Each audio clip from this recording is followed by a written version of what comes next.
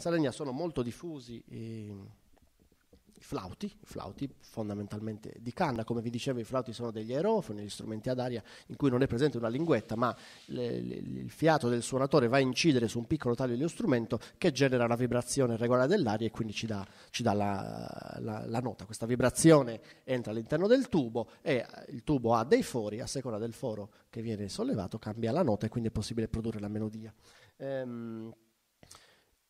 Per tradizione esistono, questi strumenti prendono fondamentalmente due denominazioni, poi abbiamo altre denominazioni locali, però in Campidano sono Sulitus e in Logudoro sono Pippiolus. In realtà abbiamo più famiglie e hanno alcune differenze di cui ci parli, Giuseppe? Intanto una riguarda il materiale con cui viene fatto su dupponi, il tappo che va in cima a flauto, in alcuni casi è di legno, di oleandro, di altri legni, in altri casi è di sughero. E poi tra uno strumento e l'altro cambia il numero di fori, il fatto che i fori siano anteriori o posteriori e poi quando gli strumenti sono di canna la posizione del nodo rispetto ai fori e allo strumento. Hai trovato tutti i campioni, insomma, se no ne parliamo. Ne avrei anche altri. Ecco, sì, io ho parlato di 3 perché in realtà gli studi ne hanno identificato fondamentalmente 3, ma sappiamo che ce ne sono altri non classificati. Tu me ne facevi vedere uno prima. Sì, in qualche modo, adesso io questi, diciamo che sono stato un po', siccome ne ho anche una collezione, raccolti costruiti da altri, ma proprio come documenti, certo. Nel senso che mi interessava, ho scoperto, allora c'è il sosolito classico campidanese che poi Dondore aveva catalogato come solito del Logudoro, insomma quello un po' più diffuso in Sardegna, che ha 4 fori, di cui 3 nella facciata anteriore, non so se si riesce a vedere, un po' distante per alcuni, 3 nella facciata anteriore e 1 posteriore per il pollice, però sopra il nodo. Qui in mezzo c'è il nodo che è stato stappato, chiaramente è stato forato. E questo è il più diffuso in Sardegna in senso assoluto. Quindi il nodo della canna sta fondamentalmente al centro dello strumento, sì, separa i 3 fori anteriori da quello posteriore. Per esempio una motivazione per cui dice ma il nodo, perché il nodo e no? In realtà, a mio parere, ma questo qui lo dico e qui rimane, nel senso che è il parere di uno, è che la canna vicino al nodo è sempre più forte, per cui comunque è un punto molto resistente. E allora dividere e spezzare il tubo in 2 parti lo rende più resistente rispetto a avere, che so, l'internodo totalmente, che potrebbe incluso spaccarsi. Certo.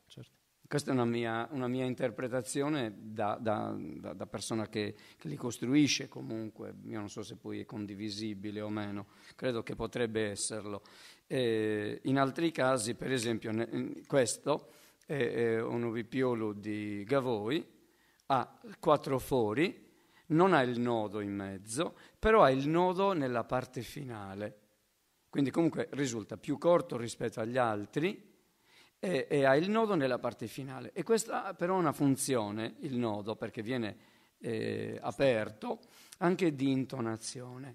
Per cui lo aprono, lo intonano ingrandendo leggermente il foro, quello che noi quando costruiamo gli altri strumenti, cioè se io faccio uno solito dei nostri, mi lascio un bel margine di lungo, va bene?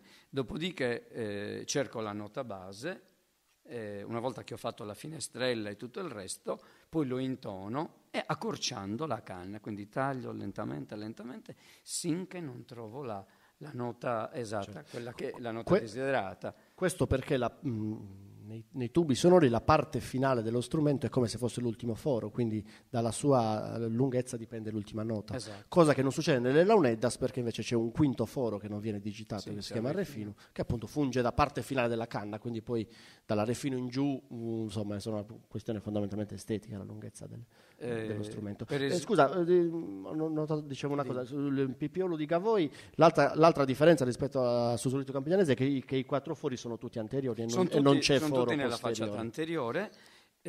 Tra l'altro non è presente solo a Gavoi, ma nel GRI il flauto è costruito esattamente nello stesso modo. Quindi Villassalto, Armungia, è esattamente uguale. Non so quale sia, ho tentato di... poi non sono andato a fondo. E il tappo a gavoie di sughero. Negli altri casi invece di legno. Cioè, un tappo di sughero in Campidano è considerato di non molta buona qualità. Poi potrebbe essere anche motivato dal fatto che di sughero se ne trova un po' di meno nel basso Campidano, ma si poteva trovare comunque, ma non era così diffuso come può essere invece nelle Barbagie, oppure anche in mezza Sardegna. Sughero ce n'è dovunque, sugherete, grazie a Dio.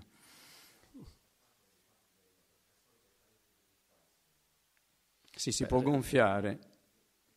Ma poi esistono degli escamotaggi. Parla al microfono, dai, se no devo ripetere. No, commentava Antonello il fatto che il sughero chiaramente è un materiale che assorbe più umidità, no? Quindi forse meno adatto da questo punto di vista. No? Però si può incerare il sughero, ma sia il sughero sia il legno, per cui si impermeabilizza in qualche modo. Allora queste sono tutte le altre tecniche, le finezze di chi deve suonare così. Chiaramente se vuoi fare uno strumento ricercato c'è un discorso, se vuoi fare uno strumento così come si faceva, o anche da stare per conto tuo, insomma, finivi, te ne facevi un altro senza grandi necessità precise. Voglio dire, se io dovevo suonare per conto mio, che mi interessava la tonalità, cioè devo avere si bemolle giusto, fa diesis giusto, basti che sia, cioè mi dà una nota, l'importante è che all'interno dello strumento, che in sé sia intonato più o meno secondo i canoni, dopodiché può essere qualsiasi cosa. Il problema sorge quando devi suonare assieme ad altri, allora devi avere un'intonazione precisa, quindi se io ricevo un invito dal mio amico Massimo Perra, che è qui presente, che è un grande fisarmonicista, chiaro la fisarmonica è accordata con un La 440, viene fuori dalla fabbrica, quindi tu ti devi adattare a quella, o ci si mette d'accordo con altri suonatori, quindi qui c'è Antonello Ghiani che è un ottimo costruttore di launedda, chiaramente se gli ordinano uno strumento in La, dà un La. Certo. Questo in qualche modo suonare con Massimo, è un'innovazione appunto delle tecniche costruttive dovute all'arrivo in Sardegna di strumenti a intonazione fissa, come per esempio la fisarmonica, insomma, che dicevamo già diffusa dalla fine dell'Ottocento, prima del Novecento. Certo. Giuseppe parlava invece di questi strumenti come strumenti solisti. In effetti gli studi dei primi del Novecento, Giulio Fara che vi citavo prima, parlano spesso di questi strumenti come zuffoli pastorali e così via, con quest'idea forse in parte romantica che ci portiamo dietro dall'Ottocento, in parte realistica, perché poi abbiamo diverse testimonianze appunto di pastori che soli, insomma, in campagna dietro al gregge, molto spesso, come dicevo prima, si costruivano da soli questi strumenti, che poi la stessa funzione viene presa dalle armoniche a bocca, insomma strumenti piccoli che si acquistano come l'armonica, che si autocostruiscono come Susulito, strumenti da taschino poco ingombranti che venivano suonati fondamentalmente come strumenti solisti anche per passare il tempo. Insomma. Sì, per passare il tempo insomma, ne avevano molto, la notte dovevano vegliare sul gregge, certo. Se il gregge stava pascolando tranquillamente, il pastore addormentare non si poteva addormentare perché era pericoloso, allora doveva tenersi sveglio e suonava, quella era una delle cose importanti. Aspetta, un altro, qui invece io abito a Serdiana, per cui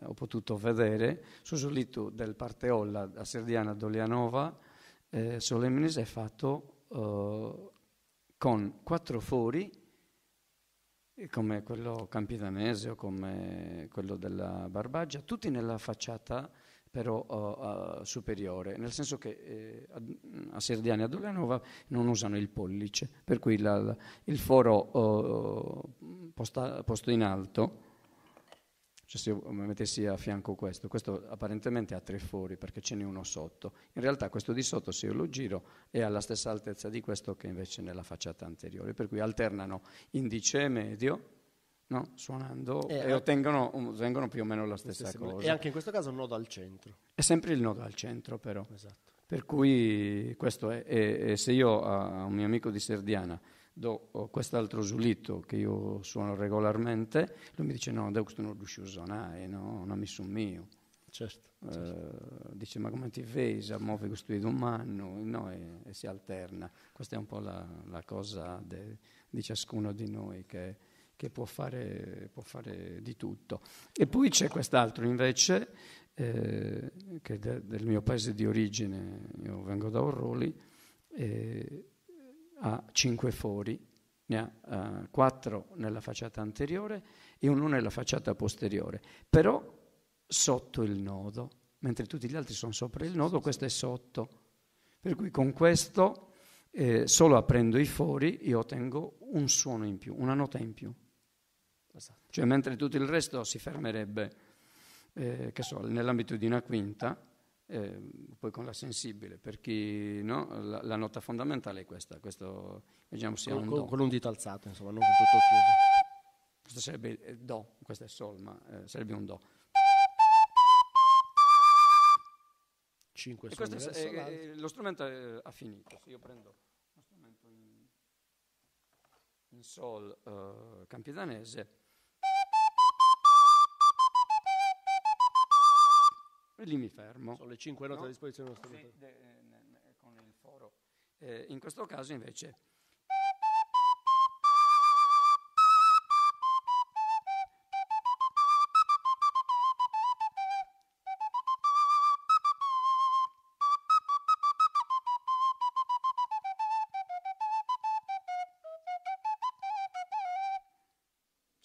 e lì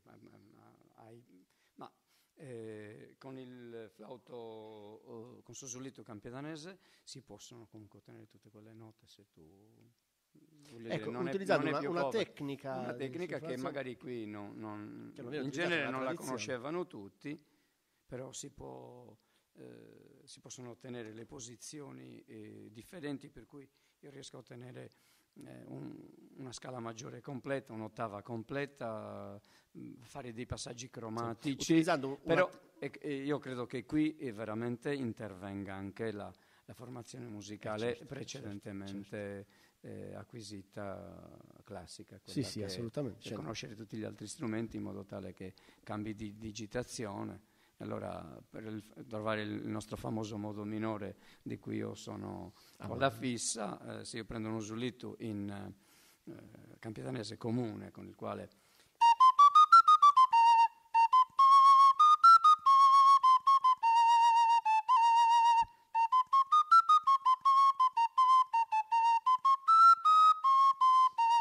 possiamo fare la musica araba.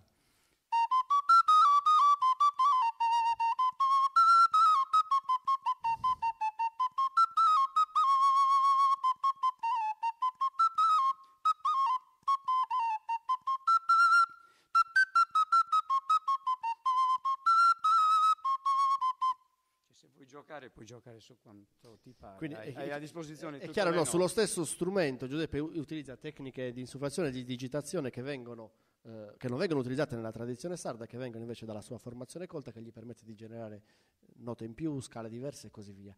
Visto che il tuo, insomma, che i flauti sono il tuo strumento principale, ti chiedo di farci sentire qualche esempio un po' più corposo, magari anche di strumenti di diverse dimensioni, di diverse altezze, così. Sì, chiaramente quando si parla di Zulitus, io non so se da lì si riesce a vedere, c'è una cartucciera immensa di dimensioni a partire dal... Aspettate, potrei partire...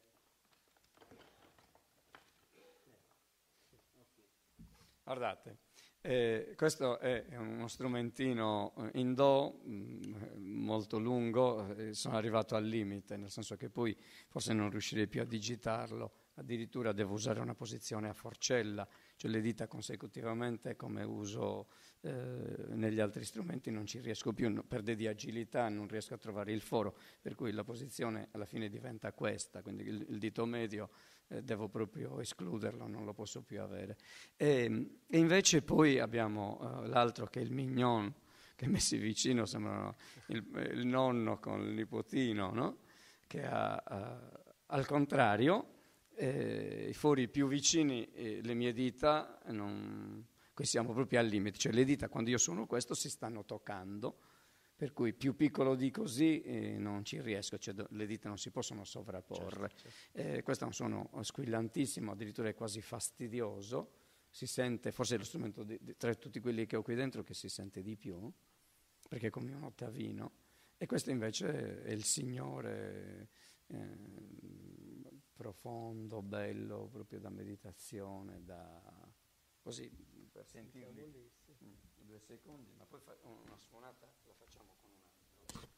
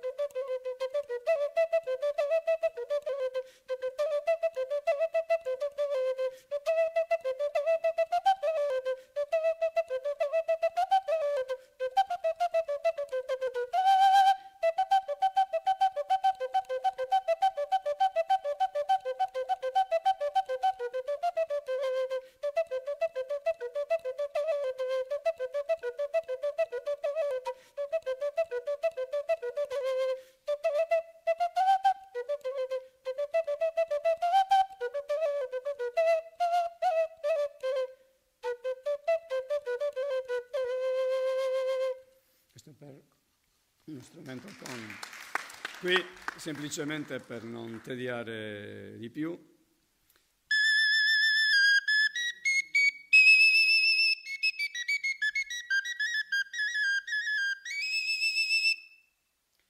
Vi faccio la beverata dei buoi. Chi di voi, qui forse qualcuno qui, forse Tonino, tra le persone che conosco, c'era, se io dovevo andare a far abbeverare i buoi o comunque in qualche caso anche i cavalli e le pecore, c'era un richiamo che poi era un riflesso condizionato per cui loro rispondevano a questo, si faceva col fischietto. Nel libro di San Laurera di Giulio Angioni è scritto anche in notazione, gli hanno proprio fischiettato e lui l'ha fatto trascrivere.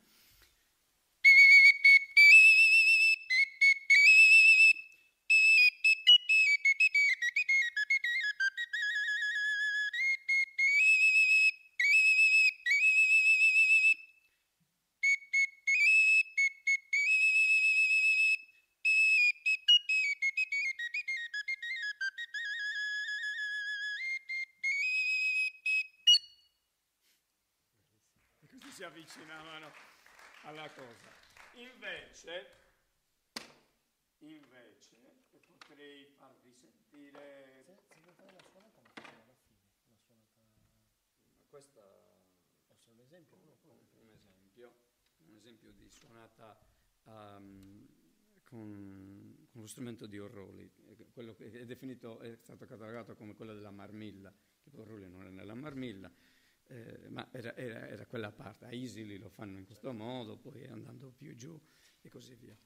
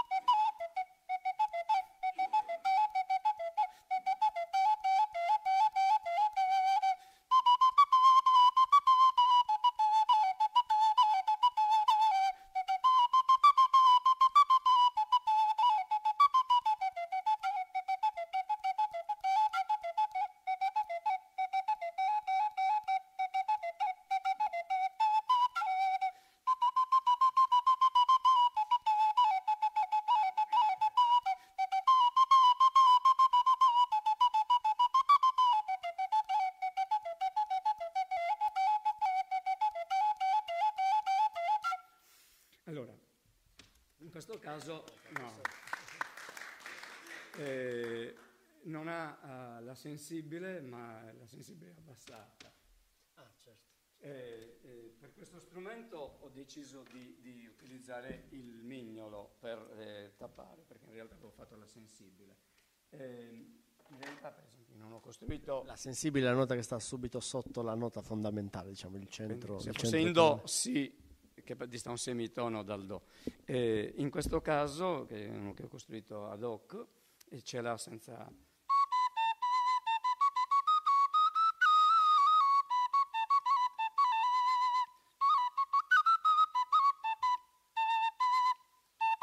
C'è una distanza maggiore, per cui tra l'ultimo foro alla direttamente fine dello questa cosa. certo. Ma con l'altro è preferibile perché poi riesco a ottenere due cose, sempre al servizio di quello che dicevo. Esatto, degli adattamenti. Passiamo alle altre classi organologiche, se no facciamo tardi. Stiamo Sì. orando, vero? Mamma mia. No, ma va bene, va benissimo. I signori non ne possono più. Scusa. Passiamo ai membranofoni, visto che ce li lì a fianco. Allora, sono membranofoni, diciamo, tutti quegli strumenti in cui il suono è prodotto da delle membrane, quindi delle pelli tese su un telaio. Insomma, fondamentalmente la grandissima famiglia dei tamburi. In Sardegna insomma, non è sicuramente la classe più importante, gli strumenti non sono tantissimi, spesso addirittura la diffusione è legata a singoli centri, a singoli paesi, e poi non hanno dei repertori sviluppati, non abbiamo come in altre tradizioni musicali, insomma, dei repertori molto complessi per questi strumenti. Sono spesso strumenti di accompagnamento con i quali si fanno nella tradizione alcuni ritmi. Sono però molto interessanti dal punto di vista organologico perché vengono costruiti in maniere diverse. Allora, per esempio, questo è uno zombarino che ha due membrane, due pelli e bipelle, è importantissima anche la seconda, se io percuoto qua, questa entra in risonanza, se io questa la tocco, sentite che differenza c'è. Questo è sordo, ha un suono sordo, quindi entrano l'appoggio, quindi mi assorbo tutta la vibrazione, come se fosse un monopelle. Quindi questa è una funzione importantissima. Però per la costruzione ho utilizzato delle cascine delle fascette che si usano per fare il formaggio romano, il pecorino romano, il tipo romano che poi si fa in Sardegna, l'80% e passa, e sono di faggio. Adesso non si possono più utilizzare, tra l'altro si utilizzano quelle in plastica per questioni sanitarie, immagino, poi non so se sia del tutto verosimile, però insomma è come i taglieri nei ristoranti, no? E non puoi usare, o i cucchiai di legno, i mestoli di legno che usavano le nonne e le mamme, che invece in ristorante non lo puoi usare perché gli rimane il sapore di quello che c'era prima eventualmente. Vabbè, cose della modernità, non entriamoci nel merito. E in questo caso una fascina di quelle per fare il formaggio romano e delle fascette che sono prese dai setacci, quelli comunemente utilizzati per setacciare la farina o comunque il frumento e parti di queste. Dei tiranti, questo ha l'escamotage di avere dei pezzi di pelle che puoi stendere verso l'alto, il triangolino diventa più stretto. Questo serve per regolare la tensione della pelle e quindi l'altezza del suono. Regolare la tensione della pelle. Se io li allento, già sta scendendo, è sceso già abbastanza. Però insomma sono pelli, in questo caso sono pelli di capra, conciate con la cenere, quindi lasciate macerare con la cenere alcuni giorni, poi con mascherina togliere la parte pelosa e rimane, poi la metti ad asciugare e la piazzi all'interno, cioè è laborioso come procedimento, però insomma A mio parere ne vale la pena, nel senso che sono dei bellissimi I due strumenti. centri, forse principali, oltre che a voi, in cui questo strumento viene utilizzato per il carnevale, è Aido Maggiore. E il materiale, sì, appunto, almeno per quanto riguarda la membrana, è la pelle appunto di capra più diffusa, ma in passato, forse ancora oggi si utilizza la pelle di cani. La pelle di cane è morto di Nedia. Esatto, questa è la citazione famosa di... Sì, sì. Questo è un tamburo a fusto, no? Sempre tornando al nostro sistema di classificazione organologica. Invece esiste un'altra famiglia in cui, che sono i tamburi a cornice, quelli in cui il telaio su cui infissa la pelle ha un diametro molto più ridotto, ha una dimensione molto più ridotta. I tamburelli a cornice sono diffusi soprattutto nella Sardegna, meridionale.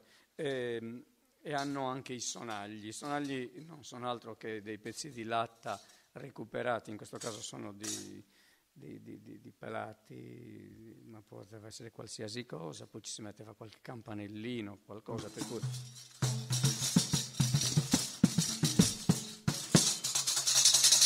lo si fa vibrare, insomma, questo è un po' un altro aspetto interessante mi viene in mente adesso riguarda i materiali, no? In alcuni casi, negli strumenti più raffinati, forse in Sardegna quasi esclusivamente le launeddas, i materiali sono materiali raccolti, trattati specificamente per realizzare lo strumento musicale. In molti altri casi invece i materiali sono materiali di recupero, meglio con altre funzioni, no? In Sardegna le canne vengono utilizzate per tante funzioni, pensiamo agli incannucciati dei tetti delle case qui in Campidano, ma la lavorazione, insomma il costruttore di launeddas sceglie le canne e le fa stagionare, le tratta in una maniera specifica appositamente per realizzare uno strumento musicale. In altri casi abbiamo invece strumenti realizzati appunto con materiali che nascono con altre funzioni, come appunto le forme del formaggio, i vecchi setacci e così via. Questo invece è con un cilindro di sughero, è stato tolto, poi ricucito con un paio di spine di legno. E lui è ritornato normale, ma si facevano i contenitori. Certo. Mio padre mi racconta sempre, cuoceva il latte in un gasillo di questi e lo cuoceva, dice come si cuoceva? Al fuoco, ma si brucia. Con che cosa? Le pietre arroventate, prendevano pietre, in genere era un tipo di pietra tipo quarzosa, le sceglievano, le mettevano al fuoco, poi con una forcellina di legno la prendeva, la toglieva, la soffiava velocemente per togliere la poca cenere che aveva e la metteva dentro il latte, la ritoglieva, ne prendeva un'altra, la ritoglieva, dopo un po' alla 10ª pietrolina il latte stava già bollendo. Quella era un po' la cosa così, vabbè, ma non c'entrava niente con questo. E questo è un tamburo bipelle con il cilindro di sughero, quindi se non avevi l'altro, insomma.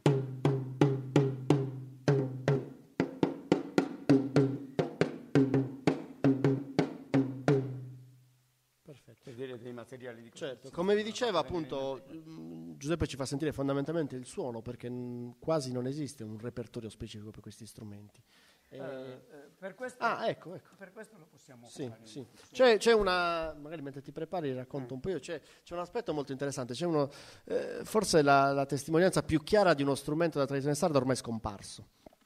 Negli anni 10, sempre il famoso Giulio Fara, che vi ho citato diverse volte, parla di questo sulitto e tamburino, e negli anni, forse Torino come aiuti tu, non so, fra i 50 e i 70, viene realizzato un documentario da Gavino Gabriel, 1954, Gavino Gabriel, altro padre degli studi sulle musiche tradizionali sarde, documenta in un video l'ultimo suonatore di sulitto e tamburino di Cabras. Quindi insomma abbiamo fonti degli anni 10 e un video che documenta un suonatore e il suo repertorio. Questo strumento poi insomma, morto questo signore è praticamente scomparso. La cosa interessante di questo strumento è che intanto ci porta indietro nel tempo e ci riallaccia alla storia della Sardegna, perché la tradizione di flauto e tambor, cioè di un singolo di due strumenti suonati da una sola persona, è ancora oggi molto diffusa in Spagna, quindi è evidentemente uno strumento che viene dalla penisola iberica e che quindi giunge in Sardegna con la dominazione spagnola. Poi abbiamo documentato sia negli scritti che in video la scomparsa all'interno delle pratiche reali di questo strumento, e alcuni suonatori come Giuseppe l'hanno in qualche modo, lo ripropongono, l'hanno ricostruito, anche se fuori dai contesti reali. Cioè, a Cabra in qualche modo affiancava o sostituiva le launedas, veniva utilizzato per le processioni e così via. Oggi non viene più utilizzato, però insomma ce l'abbiamo grazie a persone come Giuseppe. Flauto con 3 fori, 2 nella facciata anteriore, 1 dietro, e quindi si utilizzano solamente 3 dita. È molto più lungo, è fatto in legno di sambuco. Il legno di sambuco, voi sapete, ha un midollo molto morbido al suo interno, per cui facilmente asportabile. Ti ritrovi con l'involucro invece di canna di legno molto resistente, e con anulare e mignolo sorreggi lo strumento, per cui anche se tu togli tutte le dita dai 3 fori, in realtà lo strumento è sempre sorretto, e una mano ti rimane libera, per cui abbiamo...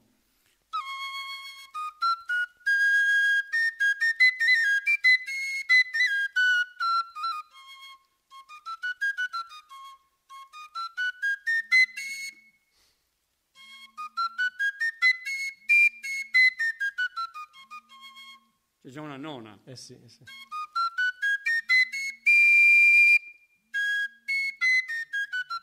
Arriviamo a una decima.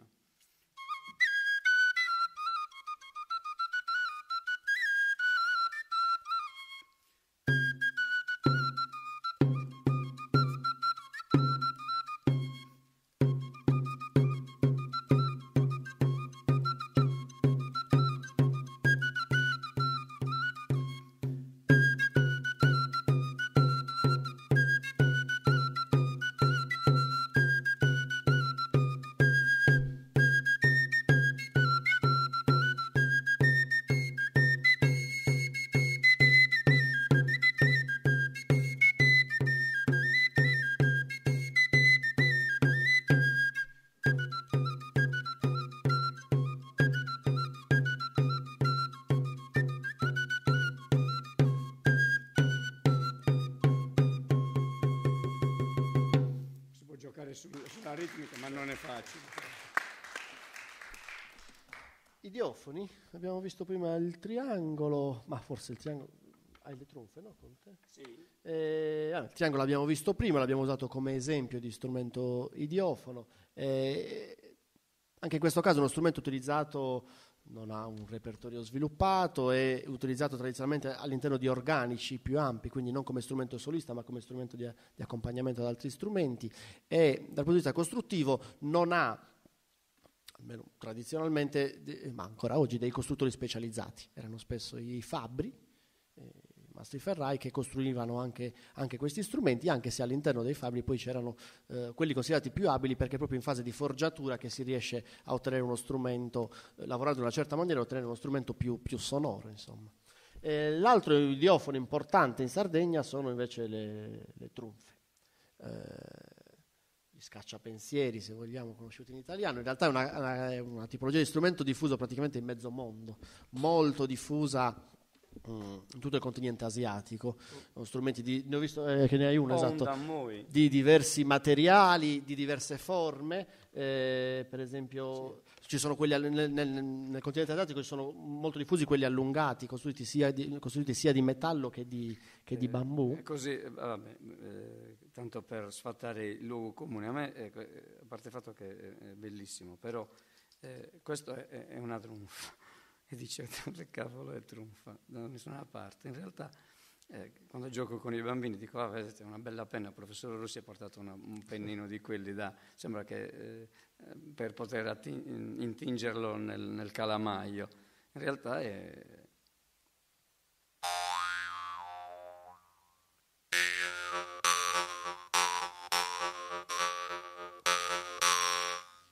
una trunfa. La cosa affascinante di questi strumenti è che richiedono una grande presenza del corpo. Insomma, lo strumento di per sé è abbastanza effimero, semplice, appunto una lamella di bambù di metallo tagliata. In realtà il suono viene con l'utilizzo, appunto, come dicevo, importante ecco, questa è quella in bambù. Vedete, così non suona. La cassa di risonanza è la bocca.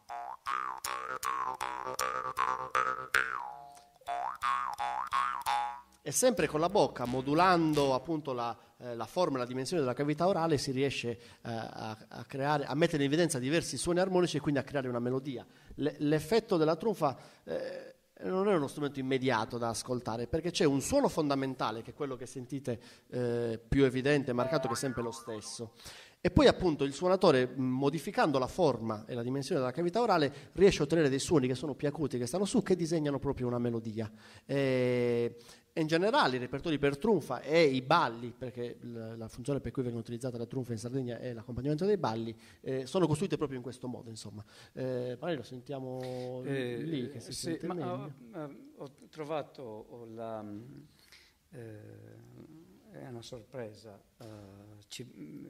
possiamo provare. Allora, c'è anche il cordofono, potremmo unire le due cose, perché potrei anche chiedere la collaborazione del mio caro amico, grande musicista Massimo, che chiamiamo qui, che tra l'altro faceva parte, insomma, era il protagonista del primo incontro di questa manifestazione. Se io gli chiedo di suonare Saserraggia o Sodumborro, per me lui lo fa. Assolutamente sì. Io direi anche per voi. Allora, direi che lo usiamo come brano finale. Forse però, appunto, i cordofoni sono la classe organologica meno rappresentata in Sardegna.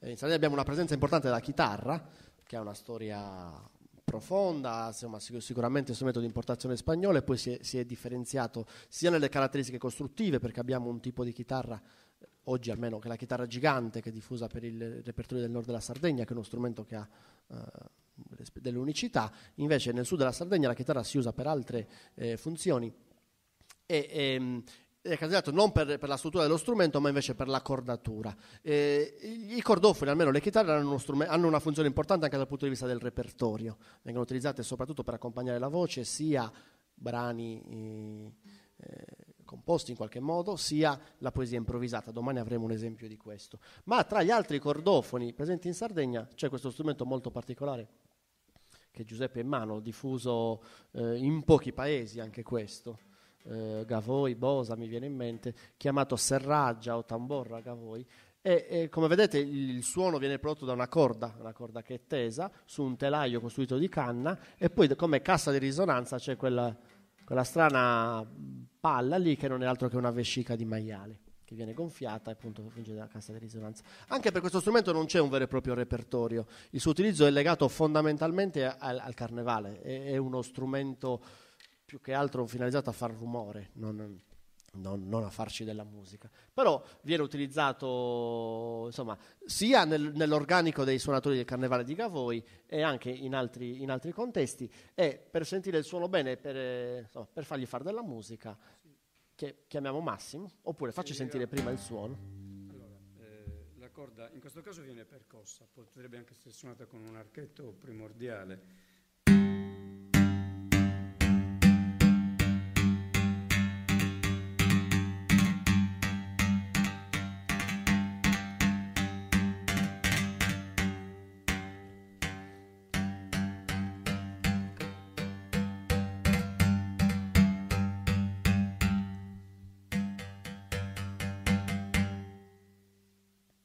Giuseppe riesce a fare questa cosa, forse la spieghiamo. Come vi dicevo prima, coi tubi, coi flauti, no, la nota dipende dalla distanza tra la bocca, tra la fonte, diciamo, da cui viene l'aria e il foro. Nel caso delle corde, la nota che viene prodotta dipende dalla lunghezza della corda, dalla sua massa, quindi dallo spessore, e anche dalla sua tensione. Quindi questi tre parametri Giuseppe può modificarne solo uno, che è la tensione. Lui con la mano sinistra che tiene lo strumento piega leggermente la canna, quindi la tensione della corda si allenta e il suono diventa più basso.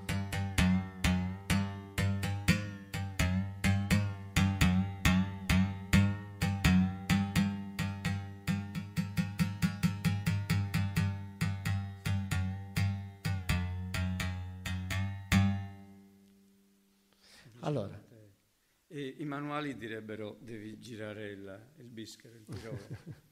in realtà. Si riesce a ottenere, certo, modificando la pressione. Per esempio, questo strumento è venuto con me in Olanda. Questa è una particolarità, non so se riuscite a notare qui. Questo è smontabile, per cui ha un'anima in metallo. Ho fatto un incastro tipo stanzetta delle Launeddas, per cui una canna penetra sull'altra, poi per rinforzarla, perché sarebbe stato troppo, certo, ci sono due pezzi di metallo, uno che entra dentro l'altro, per cui è abbastanza... E quindi può essere smontato e, sì, la puoi smontare perché trasportato. era effettivamente ingombrante. Vabbè. Allora farsi un viaggio in aereo? Sì, non passava, certo. Non solo, ma mi hanno fatto anche una grande storia. Per la vescica? No, per il metallo. Ah. Dai. Allora, sentiamo, visto che più o meno siamo giunti, allora sentiamo come esempio finale questo ballo, immagino, in cui Massimo Perra ci suona Sasserraggia e Giuseppe la trunfa. Forse, aspetta, organizziamo l'altro microfono così sentiamo bene. Un rischio e pericolo. Sì, non c'è problema. Con te vado a... Dove va? Dove vado a...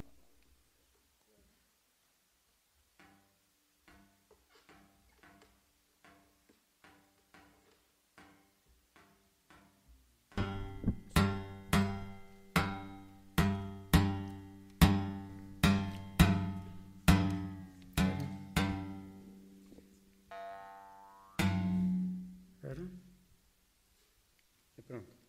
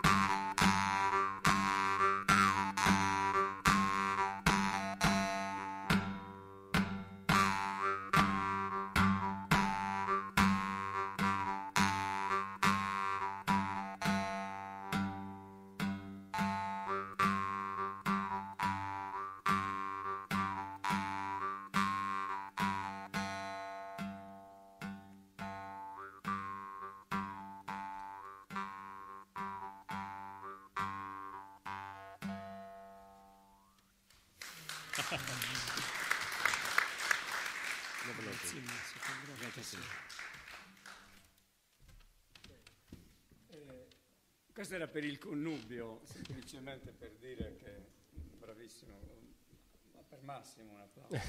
Dai. Special guest Massimo Perro. Bene Giuseppe, non so se ti viene in mente qualcos'altro.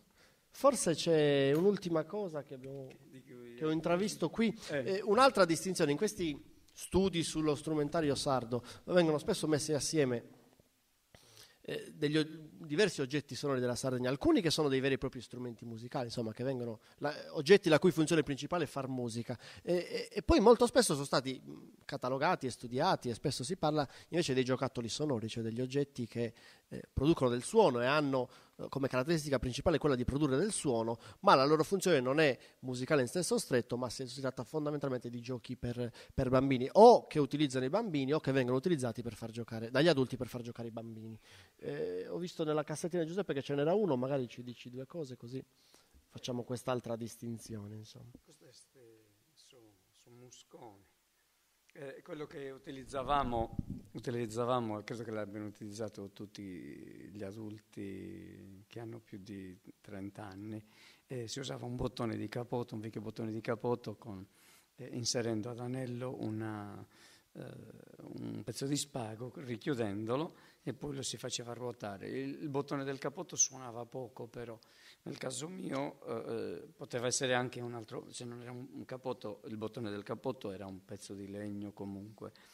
Io ho voluto farne una cosa che comunque desse un po' più di suono, ho sovrapposto 2 canne, ho lasciato vuoto all'interno, per cui comunque mentre gira fende l'aria e c'è qualcosa in più rispetto a... È un gioco bellissimo per i bambini perché poi mette in moto il senso visivo, quindi il senso della vista con il tatto, devi tirare e poi il suono, poi devi allentare. Il vento,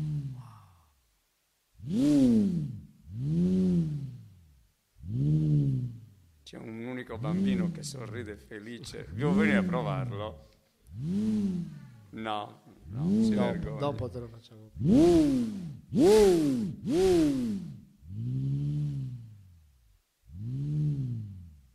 Fantastico. Ok. Sì, poi niente, qui approfittando della cassettina, San Mesonugi. Sempre la categoria dei giocattoli sonori. Sì, no? sì, dei giocattolini.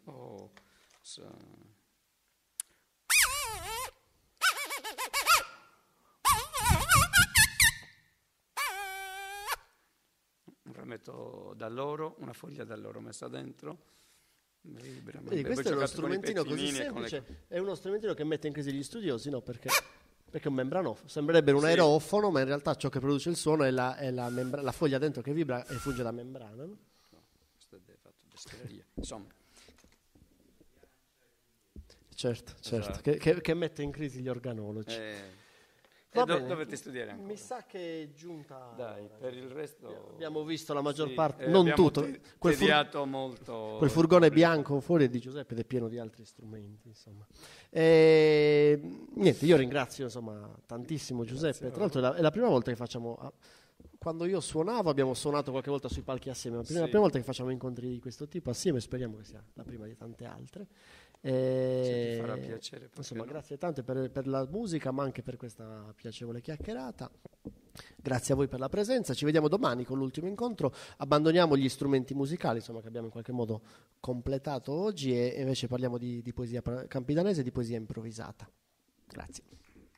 Grazie a tutti.